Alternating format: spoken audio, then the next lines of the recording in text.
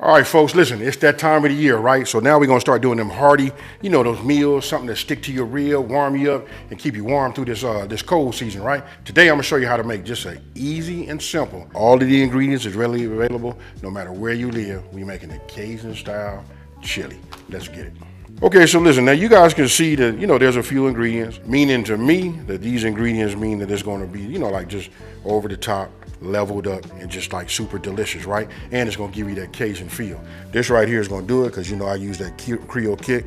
I always use fire roasted diced tomatoes, then we got black eyed peas, right? So let me go ahead and get everything set up, and I'm gonna show you just how easy it is to make, right?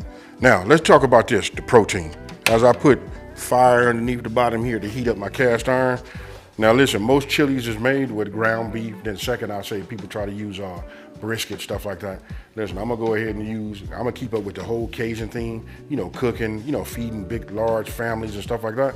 And when you think about that being down south, everybody uses a lot of chicken, right? So we're gonna use chicken. Now, I'm not gonna boil the chicken. I'm gonna go ahead and pan fry it, get some color on it, right? And seeing how I'm using boneless, skinless chicken thighs, which you guys can see right here. Already been washed and cleaned. I put a paper towel in here just to pick up any of the residual, water that, washes off of this, right? So as this comes up, we're gonna pan fry it. We're gonna get it nice, soft. And you know what, it doesn't matter. We're gonna get it almost cooked. Reason being, once we put it in the chili and then cook it over an hour, everything is just gonna be nice, folks. All right, so I'm gonna put a little infused olive oil in here. This is garlic infused made by Branch and Vine. I keep that. I'm actually getting ready to fill that back up, right? Now, let me go ahead and get myself a, paper towel, just to pat down the tops, right? I'm not getting ready to do no cleanup. You guys can if you would like, but I would say no. Even this little fat that's on here, look at this, that right there, that brings flavor to everything, right? So I'm gonna start with the bottom side down. All right, so this is my Creole kick. This is gonna be like the base for us getting, that Southern Cajun / Creole, taste, right? So what I'm gonna do is, I'm gonna sprinkle a little bit of this on here on the top, right? Now this is a low sodium product. You know what I mean? So we don't have to worry about anything as far as like over salting or anything like that. So we control our salt. So what I'm gonna do is, I got some kosher salt here. I'm going to add just a little bit over here on the top and let that just work its way in as it cooks, right? Now, how do we know that the bottom is gonna be cooked? I'm gonna tell you the telltale sign is anytime you're cooking with cast iron or any pan, to be honest with you, when your protein doesn't stick and it's free, then you can go ahead and flip it. Now, we're not trying to cook it all the way through on one side, right? I'm not gonna add no pepper to it. You guys know I like pepper, but if we put pepper on here when we flip it, it's really gonna give it that dark, dark tone. Now, while we letting this sit and, go ahead, start to cook down and form some nice color on the bottom side and some crust, what I'm gonna do is I'm gonna put my, my splash guard on the top. Now, this right here obviously, it keeps, if you guys don't have these, I say get one. Especially if you're the one that's going around here cleaning up everything around there. But it keeps you safe in the kitchen. You don't have to worry about slipping. It keeps all the grease in the inside of there. Hey, these are a must-have. So I want you guys to pay attention to this right here. You see this right here? I keep this for my rag. We finna do a G-Ma style. Put it over the shoulder, and we finna work, folks. Now, let's do this. I'm gonna take this, move it over. You see how it's not sticking now? When I first put it down, it was. So now I'm gonna just turn this over. When you do boneless, skinless chicken thighs, it's a little bit on the thin side. You know what I mean? I can see, and if you guys look right here, look, you can see that by having this piece right here, that it didn't really cook down in there, but that's okay. We're gonna cook everything in the chili. Right now, we just forming some crust, right? Just bring this closer to the center. You know what I mean? And that right there is what gives it the flavor, folks. All right, so listen, what you want to do is you want to multitask, right? We still getting the chicken together. Now, I don't know if I said this earlier, but you do not have to use, boneless, skinless chicken. I could have used ground chicken. I could have used ground beef. You know what I mean? If you guys making brisket, you could have cut some. If you had some extra, you could have went ahead and used that. You know what I mean? Just to get your protein right, right? And to be honest with you, you don't have to use no meat at all, you know what I mean, outside of your andouille sausage. All right, so the chicken is about ready. I'm sure. We'll check to make sure it's not sticking on the bottom side. You know what I mean? Letting me know that we got the nice color that we want. I'm gonna check it. Now, I'm gonna set this off to the side. I'm gonna bring my andouille into play. Before I start cutting that down, let's take a look. I'm gonna go ahead and just turn my fire off. I know it's right. You know what I mean? Let's go ahead and look at the bottom of it. Look at that right there. We got some nice color. You can see how the seasoning starts to cook in. Oh yeah. Oh, and just to show you, you know what I mean? It's a little bit of stickers, but it's ready. You gotta look at that down there. We got a little fine, but we want all of that in there. I'm gonna show you how we're gonna get that. Right, so everything is off. We'll just let it rest. I'll put the splatter guard on the top. We'll come back over here to this andouille. Now the reason I'm gonna do it this way is I just wanna show you guys. It's up to you how you wanna cut this. Depends on how fine you want it to be, but I'm gonna go ahead and just cut them in these little circle medallions. I know some people like to cut them so they have different, you know, different angle cuts on them and all of that. Now we move on to the next part, right? So I'm gonna cut this down, you know what I mean? But for right now, actually, I'm gonna just stage these over here inside of my Dutch oven, right? Because you can cut them down and do them into cubes, but I don't suggest doing that. I want you guys to follow the way I do it, because once I get it nice, it's gonna be nice and soft after we cook this for about an hour, hour and a half, and it's gonna be so easy. We could just shred it. Everybody get some chicken and all of that, right? Now, if you guys pay attention to this right here, for those of you guys that have been with me for a minute, you know what we call that down there? Look, I'll run this across this. That's the fine, right? Now, I'm gonna go ahead and put the fire back under here. Right now, I'm running with like a medium. This is like a medium, almost a medium high, right? So let me go ahead and get my square edge, because this is my tool of choice, right? So we got an onion right here. I had this onion out here just to show you guys. You guys can do it a couple different ways. I like to dice down an onion, you know what I mean? For one, I'm gonna start with this first, just to give it, you know, its head start, right? So we'll let this absorb any chicken that was in here, any of the chicken fat that had, you know, rendered down. Look at that. You see how it turns color? That's the seasoning from when we were flipping. This is how I can tell you that we know. This is how you guys can know, and this is how I can see when somebody cooking, are we gonna be able to have like an amazing product, right? So after 1 minute of that going, then we're gonna go ahead and we're gonna introduce, you know, our bell peppers. So now we go ahead and introduce our bell peppers. Right, now I'm not cooking these all the way down like you guys would think. This just helps me get some of that flavor up, right? Some of the fond. Let's call it what it is. We'll move this around now. You know what I mean? We'll let the acids in the oil, in the onion, you know, do its thing to help bring up anything that's in there, down there on the bottom. Now, you remember our medallions, our andouille sausage? We're gonna add that flavor in here too. This is gonna add the grease to it, right? And if you guys hear any noise, I want you to take a look over this way. You see this right here? I did not have my hot water, right? My hot soapy water, but now I do. I keep this here because I like to wash my dishes as I go. And because I started seeing everything starting to pile up right here, you know what I mean? These are just good practices. We're gonna be cooking during this fall season and going into this holiday. You know what I mean? So we want it to be as easy as possible, right? Okay, so I minced my garlic, put this on the top right here. You know what I mean? Reason being, I want this to be able to just work on the top, not so much as hit the bottom, you know what I mean, so that it doesn't burn, right? So now I'm gonna add the rest of my ingredients to this here. And this is the chili powder. You know what I mean? I'm gonna go ahead and just add that, you know, and just work it in like this. I'm gonna reduce my heat down to medium, you know.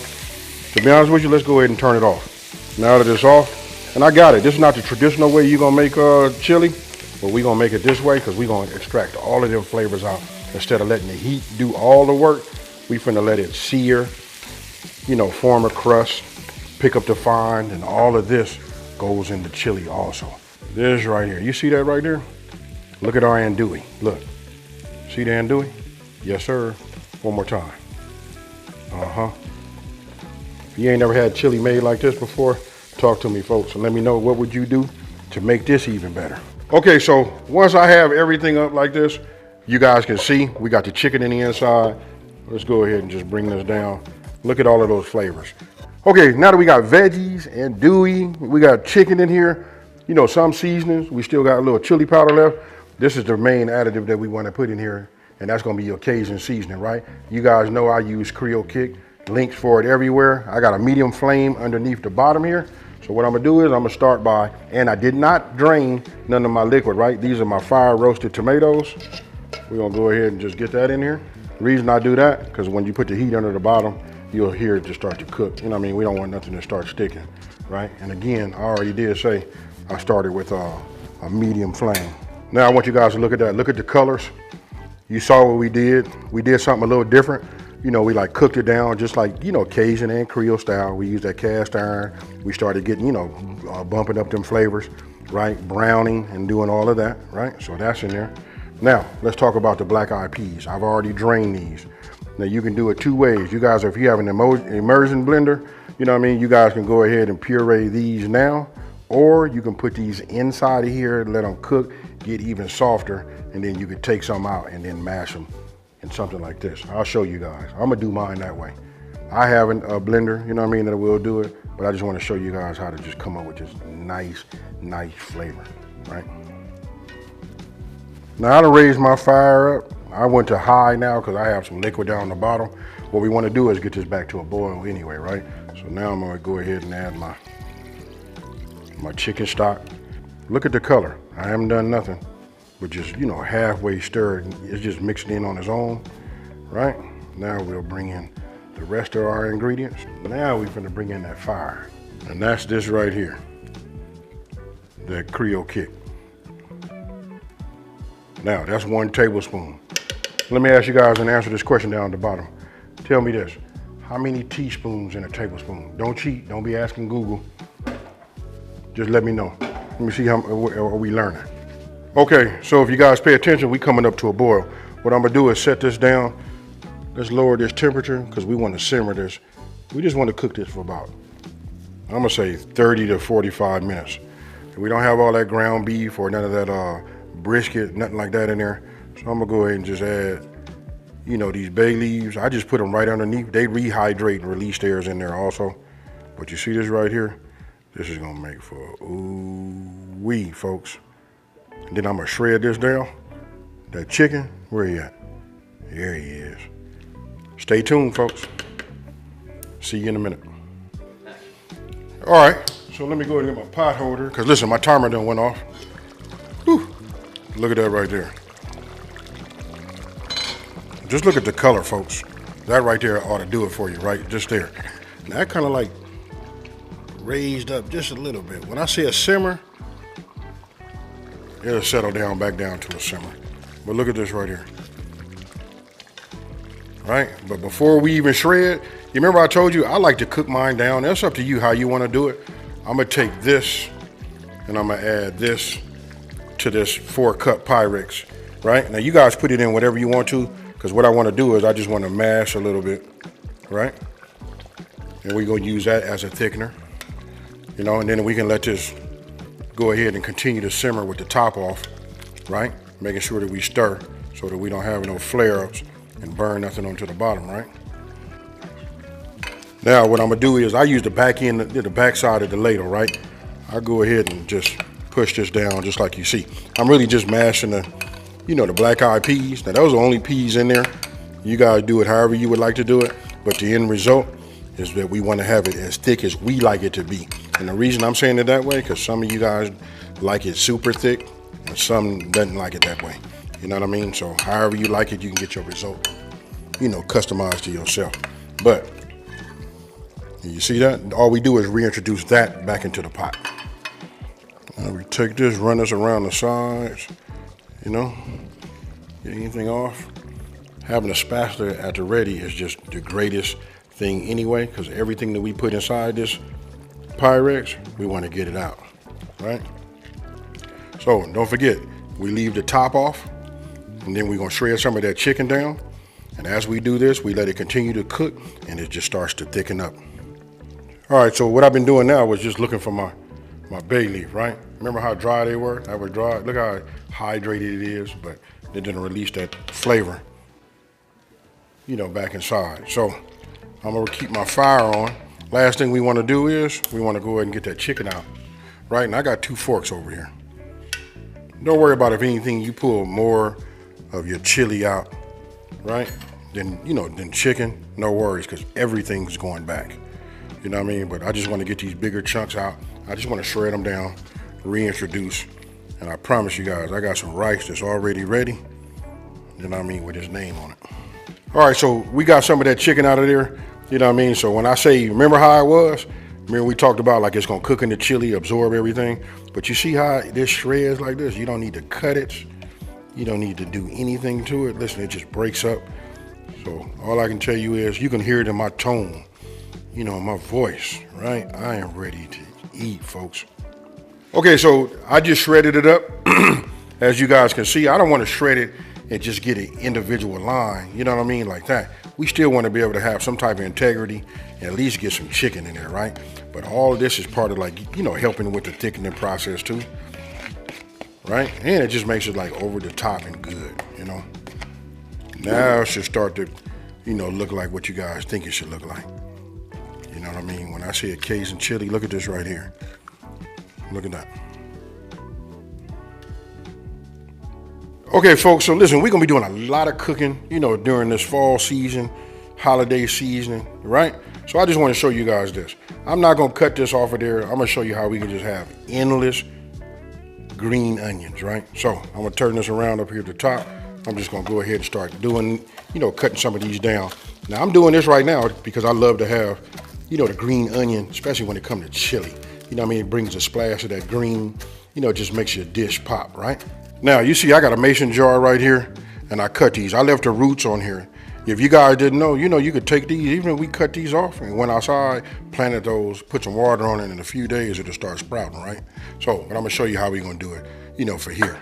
Okay, so now I got myself a mason jar, right? You guys can use whatever kind of jar you have, or even a cup, doesn't make a difference, right? Now, I fill this up with the water, right? Remember, I cut down the tops of the green onions, right? I'm just gonna drop these in just like you see. I don't wanna submerge the top, but you see that right there? Now I'm finna go put them outside somewhere where they can get light and all of that. And I'm gonna keep giving this fresh water like about every other day. You know what I mean? And then watch what happens. This is finna grow me new tops and we finna take over from there. So every time we cut onions down, we just gonna add them here and we gonna make sure we keep fresh water in there so it's oxygenated. And eventually we could take these and just plant them, like you guys can get a bucket, do a project with your family, you know what I mean? Especially with the young ones, and teach them how to like grow something, and we can just grow green onions for the rest of our lives. Okay, folks, so listen. What you guys are seeing right now is like I put my little, this is my background because I got to take a picture that's appealing to everybody across YouTube and Google and all of that, right? So showing you guys some of my tricks that I use. I haven't been doing them as of late. If you look at some of my past thumbnails, that's how they are. But now I'm getting ready to go ahead and take this chili, you know what I mean? And instead of me putting it on top of my rice, I'm gonna go ahead and just put it, you know, right here, right? I can tell you right now, I hadn't really said too much about the aromatic that's coming off. I done had a couple people come ring the doorbell. And they were just talking to him, and they was like, hey, man, as soon as they get in the inside, they want to know, hey, what is that, right? So you can hear it in my tone, right? We put that down there. You can see the chicken, the andouille sausage.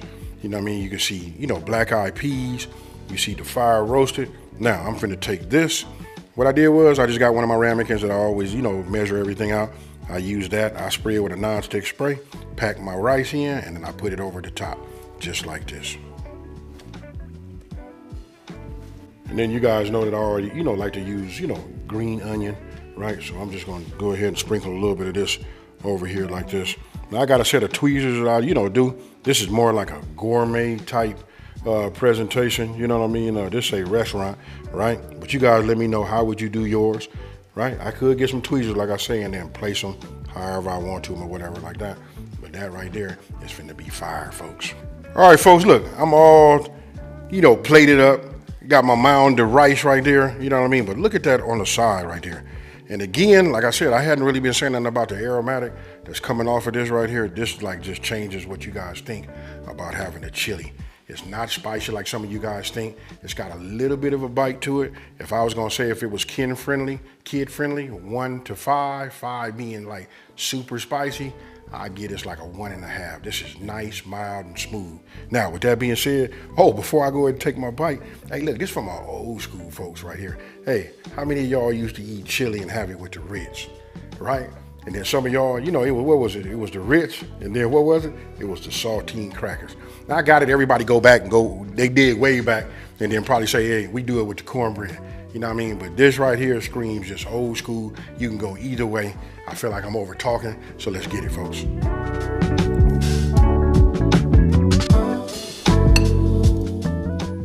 a little andouille. Cheers, y'all.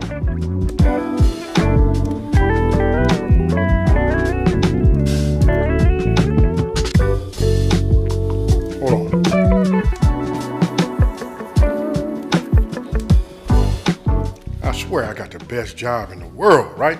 Listen, I get to teach you guys how to make these recipes. I get to sample it, all different stages, you know what I mean? Come up with whatever, and then put it out to the world, and you guys come back, because when you taste this one here, I promise you, you're finna pop your collar, tell the world about it, and you're coming back to tell me, AB, you did your thing on this one. Now listen, that pause that I had in the very beginning, I was just trying to think of what would I say to describe this. Nothing else I can say, because when I say it's fire, that's what I mean. Now, you guys saw it. I know you got to make it. You got to come back and then talk to me. But from what you guys saw, tell me, what would you do to make this, you know, a little bit more over the top? Now, don't forget, the full recipe, which is printable, is on my website, smokingandgrillingwithab.com, and that's WITAB.com. Again, try this, folks. Now, if you're new to my channel, let me take this time to say, hey, thank you for watching this video. Don't forget to like, smash that subscribe button to tell everybody out there there's a channel out here that's simplifying these recipes and taking the mystery out of cooking. And you know what I'm about to do. Pour me a cold one, sit down and eat, and I'm out. Peace.